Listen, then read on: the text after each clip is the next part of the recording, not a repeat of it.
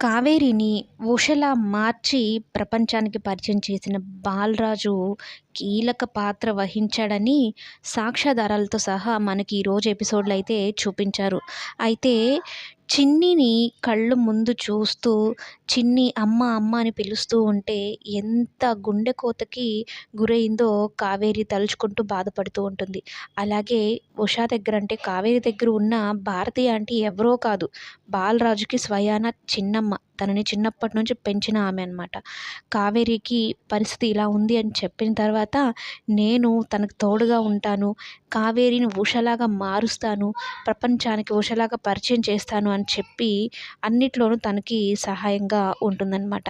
సత్యం కానీ, చిన్ని కానీ, చెల్లెలు చెల్లెలు అని సత్యము, అమ్మ అమ్మ అని చిన్ని అని పిలిచినప్పుడు కావేరి ఎంత బాధపడిందో కళ్ళారా ఈ భారతి ఆంటీ చూసి బాధపడేదనమాట.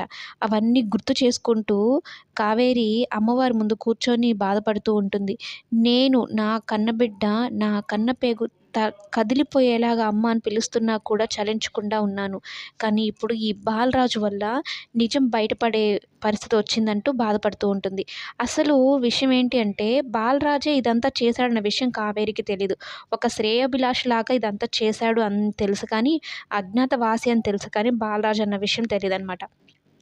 అయితే కావేరి ఏమో తన కూతురు బొమ్మ పట్టుకొని, అలాగే చిన్ని తన అమ్మ బొమ్మ పట్టుకొని ఇద్దరు బాధపడుతూ ఉంటారు. మరోవైపు ఇదంతా చేసింది ఆ దేవ వాళ్ళకి శిక్ష పడేలాగా చేయడం కోసం. నా కుటుంబం జోలికొస్తే ఎవరిని వదలను, నా కుటుంబం సేఫ్‌గా ఉండడం కోసమే ఇదంతా చేశాను అనుకుంటూ, అందుకని ఈ ఉషలాగా మార్చడం కూడా జరిగింది అనుకుంటూ ఉంటాడనమాట. మొత్తం మీదైతే అసలు నిజాలు ఒక్కసారిగా బయటపడబోయాయి. కావేరి, ఉష ఒక్కరే అన్న నిజం.